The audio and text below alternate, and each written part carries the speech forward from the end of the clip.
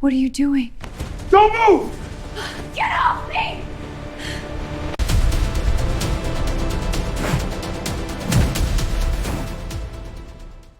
I never believed in fate until the night silence saved my life. My name is Marcus, and I've been deaf since birth. People think silence is empty, a void where sound should be. But they're wrong. Silence is alive. It watches. It waits. And on November 14th, my silence witnessed something that was never meant to be seen. There's an old Scandinavian proverb my grandfather used to sign to me. The eyes are the mouth of the heart. He meant that what we see speaks louder than what we hear. But what happens when your eyes betray you, when seeing too much becomes your death sentence? Here's the question that kept me alive. If you witnessed a murder but couldn't scream, couldn't call for help, couldn't even hear the gunshot that ended a life, would you run or would you freeze? I froze. And that hesitation, those 3 seconds of paralysis, changed everything. Let me take you back 6 hours. My apartment sits on the 4th floor of a converted factory building in Seattle's Capitol Hill district. Brick walls, high ceilings, windows so large they swallow the city whole. I'm a freelance software developer. I work from home, and my world is contained in 1,200 square feet of carefully curated quiet. That evening, I was doing what I always do, coding late, drinking black coffee, watching the building across the street. I know how that sounds. But when you can't hear, you observe. You become a collector of visual stories. The couple in 4B who never touch anymore. The businessman in 3C who drinks alone every night. The woman in 5A who... Her name was Victoria Ashford. I didn't know that then. All I knew was that she wore expensive silk robes and had visitor after visitor, always men in tailored suits, always after dark. Little did I know, Victoria Ashford wasn't just any woman. She was a forensic accountant who'd spent 2 years documenting the financial crimes of Richard Caldwell, a real estate mogul who'd embezzled $40 million from pension funds. $40 million. Thousands of families destroyed. There's a French saying, l'argent n'a pas d'odeur. Money has no smell. But I'd add this, money has no conscience either, and conscience is what makes us human. Richard Caldwell had built an empire on stolen dreams, and Victoria Ashford held the evidence that could collapse it all. For 3 weeks, I'd watched Victoria's routine. 9 p.m., first visitor. Midnight, second visitor. 2 a.m., lights out. Clockwork. Predictable. Safe. Until the night it wasn't. I was debugging a client's application when the light in 5A flickered on earlier than usual. 8:47 p.m. My internal clock, trained by years of visual patterns, screamed wrong. I glanced up and there she was, Victoria, pacing. Even from across the street, I could read her body language. Fear, anger, desperation. Little did I know she was on the phone with the FBI. Little did I know she'd just agreed to testify against Caldwell in exchange for witness protection. Little did I know someone was already in her apartment. I'm a lip reader. It's not a superpower, it's survival. When you can't hear, you learn to decode the shape of words, the tension in a jaw, the curl of a lip. I watched Victoria's mouth form 2 words, please, no. And then I saw him, a man in a black coat, his face obscured by a surgical mask and hat. But I didn't need to see his face. I saw his hands. I saw the glint of metal.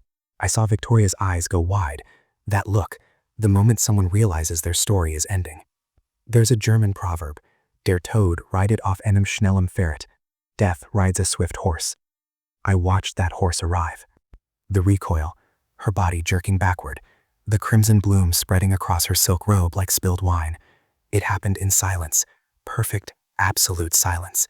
And I realized something horrifying. In my world, murder looks like dance. Violent, graceful, irreversible. I should have looked away.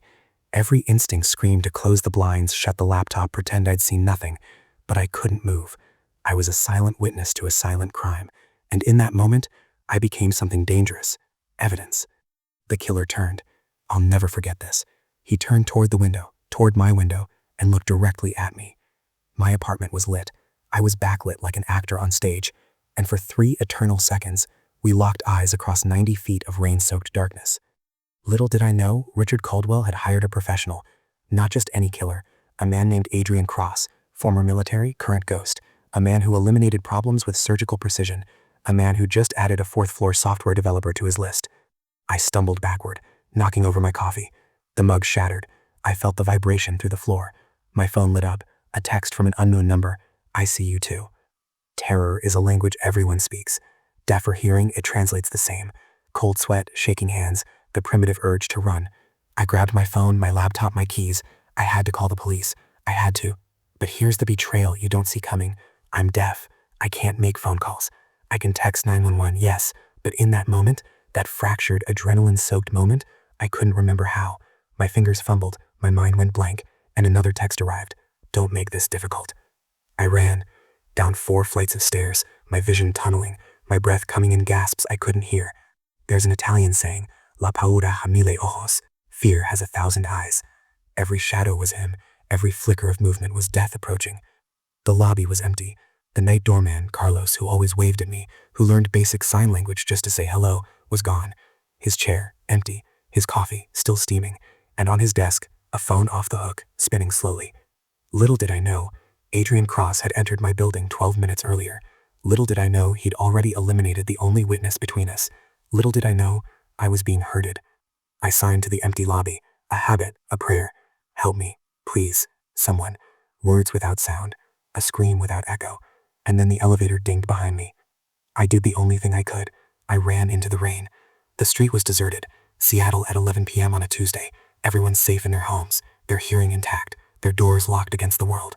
I ran toward the 24-hour diner 3 blocks away, my shoes slapping wet pavement, my lungs burning. The diner, booth in the corner. I collapsed, pulled out my phone, and finally texted 911.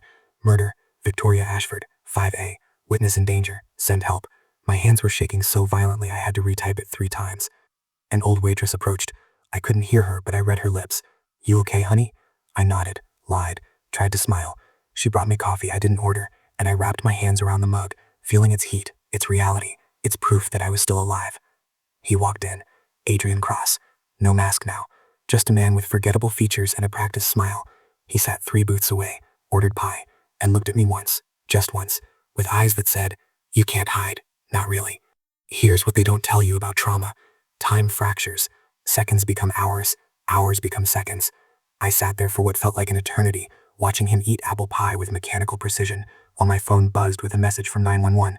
Units dispatched. Stay where you are. But Adrian was reading his own phone, and then he smiled, a real smile, the kind that reaches the eyes, and stood up, walked toward my booth, sat down across from me without invitation. He spoke slowly, knowing I'd understand. You've got good instincts, but here's the problem, Marcus. Yes, I know your name. You saw something you shouldn't have, and Richard Caldwell doesn't leave loose ends. My phone buzzed. Text from 911, officers 2 minutes away. I showed him the screen. His smile never wavered. He leaned closer, and his lips formed these words. Do you know what I admire about you? You can't even scream. Makes my job so much easier. There's a Spanish proverb, a palabras necias, oídos sordos. To foolish words, deaf ears. For once, my deafness was a weapon. While he talked, assuming I was paralyzed by fear, I was calculating. The knife, the door, the sirens I couldn't hear, but could see in the reflection of the window, flashing blue and red lights painting the rain. I grabbed the knife, stabbed down toward his hand on the table. He moved, fast, but I had surprised him. The blade caught his palm, pinning it to the formica. He shouted. I saw his mouth open wide, and the waiter screamed. And then police burst through the door. Muffled chaos transitioning to heartbeat. They arrested Adrian Cross, found Victoria's body, connected him to Caldwell through a money trail so obvious it seemed almost intentional, almost too easy. The detective, a veteran named James Sullivan, used an interpreter to tell me I was safe now, that he'd done the impossible, that he was a hero. But here's what kept me awake for the next 72 hours. Adrian smiled the entire time they cuffed him, and as they led him past me, his lips formed one final message. This isn't over. The story broke nationally. Deaf hero stopped killer. Silent witness brings down embezzler. Richard Caldwell was arrested. $40 million recovered. Pensions restored. Justice served. Neat, clean, perfect. Too perfect. I moved. New apartment, new locks, new city. FBI witness protection offered, but I declined.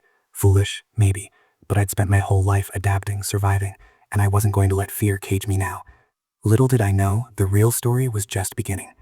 3 days ago, I received an email. Untraceable. No subject line. Just this message. Victoria wasn't the only accountant. There are 5 others. They're all dead. You saw one murder.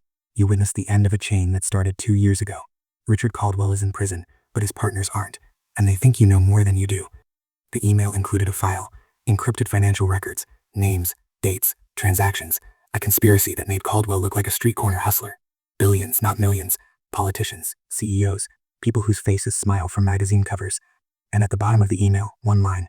They're watching you, but I'm watching them. You're not safe, but you're not alone. Stay silent, Marcus. Your silence is your shield. V. V. Victoria's email signature was always just V, but Victoria Ashford is dead. I watched her die. So who sent this message? Here's the truth I've learned. Silence isn't empty, it's patient. And right now, my silence is holding secrets that could shatter empires. The question isn't when they'll come for me again. The question is, when they do, will I be ready? Some witnesses never stop watching. I'm Marcus, I'm deaf, I'm a witness. And this story has only just begun. If you've made it this far, you're part of the story now. Have you ever witnessed something you weren't supposed to see? Something that changed everything? Drop your story in the comments below. Change the names, protect yourself, but share the truth, because some